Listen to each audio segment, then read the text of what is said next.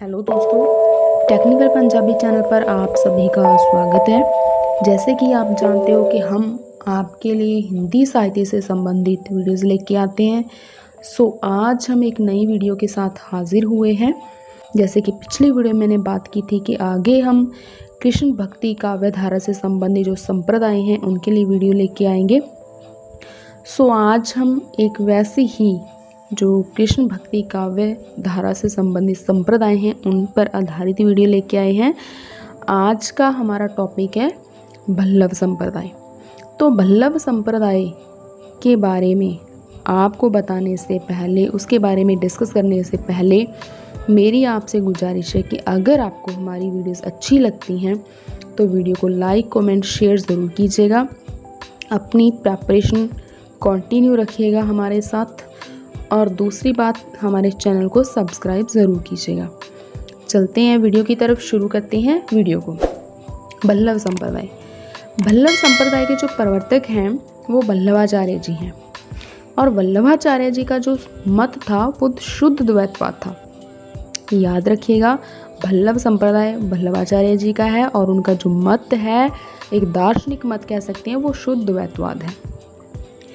इनका जो एक भक्ति मार्ग है, जो देखो भक्ति के 3 मार्ग माने जाते हैं, मर्यादा मार्ग, प्रवाह मार्ग और पुष्टि मार्ग।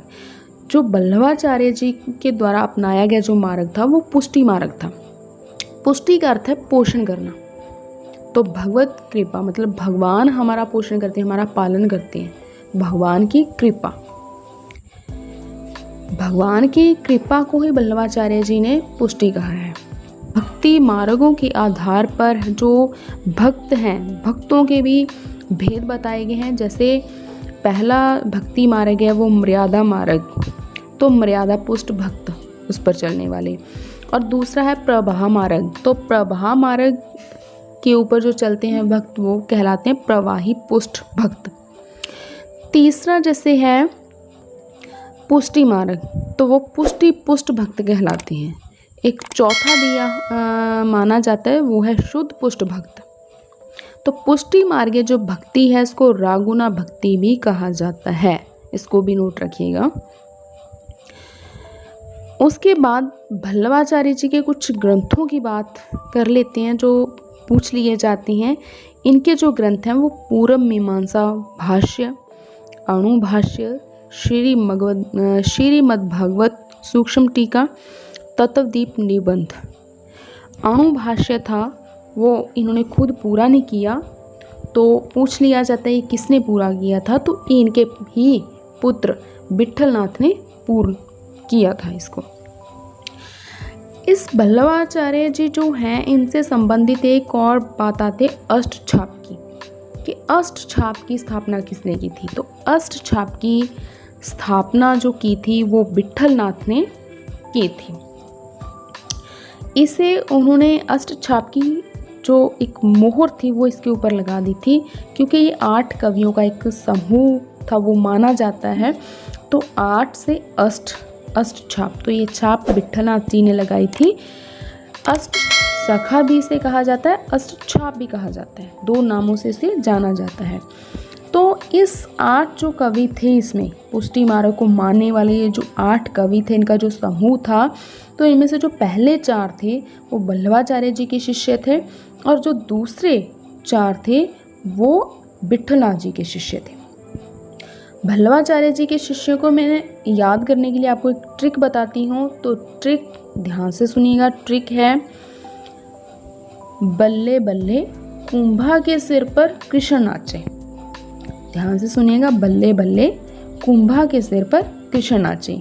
तो बल्ले बल्ले से मतलब वल्लभाचार्य, कुंभा कुंभनदास, के से कुछ नहीं है, सिर से सूरदास, पर से परमानंद दास, कृष्ण नाचे, कृष्ण से कृष्णदास।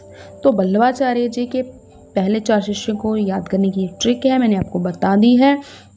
एक बार मैं इनके जन्म काल भी इनका आपको बता देती हूँ। कुंभनदास जी का जन्म है वो 1468 में हुआ था। सूरदास जी का जन्म है 1478 में हुआ था। परमानंद दास जी का जन्म है 1493 में हुआ था। और कृष्णदास जी का जन्म है 1496 में हुआ था। ऐसे विट्ठलनाथ जी के शिष्य हैं 4 शिष्य। उनके लिए ट्रिक है, बैठे गोविंद छत पे चतुर्नंद है। बैठे गोविंद छत पे चतुर्नंद है। तो ध्यान से सुनिएगा। अब देखिए, बैठे से विट्ठलनाथ, तो आगे इनके शिष्यों के नाम आ जाते हैं। बैठे गोविंद छत पे, गोविंद स्वामी। छत पे, छत से छीत स्वामी। और चतुर से चतुर्भुजदास, नंद से नंददास। तो इनका जन्म काल सुन लीजिएगा। गोविंद स्वामी का जन्म काल था 1505, छीत स्वामी का जन्म काल था 1515, चतुर्भुजदास जी का जन्म काल था 1530 और नंददास जी का जन्म काल था 1533। इन्हीं 8 कवियों के समूह को अष्टछाप के नाम से जाना जाता है। अष्टछाप की स्थापना विट्ठलनाथ जी ने की थी। हम अष्टछाप की स्थापना कब हुई थी? अष्टछाप की स्थापना 1565 में हुई थी गोस्वामी विट्ठलनाथ जी के द्वारा।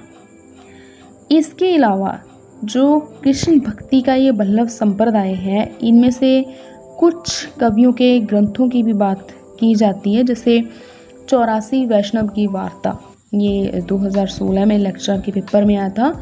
84 वैष्णव की वार्ता गोकुलनाथ का लिखा हुआ है। और 252 वैष्णव की वार्ता, ये भी गोकुलनाथ का लिखा हुआ है। भक्तमाल, नाभादास, भाव प्रकाश, हरि राय, वल्लभ दिग्विजय, यदुनाथ, ये कुछ ग्रंथ हैं जो करने हैं, हम नहीं याद। तो वल्लभाचार्य में जो वल्लभ संप्रदाय, इसमें कृष्ण जी का स्वरूप कैसा माना जाता है? इसमें कृष्ण जी को पूर्णानंद पर ब्रह्म पुरुषोत्तम माना जाता है, मतलब पार ब्रह्म पुरुषोत्तम। और इसके जो आगे वाले संप्रदाय हैं, तो कई बार कृष्ण राधा को एक मान लिया जाता है, तो हम आगे वाले संप्रदायों में उनके बारे में बात करेंगे। तो ये मैं वल्लभ संप्रदाय के बारे में आपको मेन पॉइंट्स बताए हैं। सो अगर आपको वीडियो अच्छी लगी तो वीडियो को लाइक, कमेंट, शेयर करना भूलें ना, और चैनल को सब्सक्राइब भी ज़रूर कीजिएगा। वीडियो देखने के लिए आपका बहुत बहुत धन्यवाद।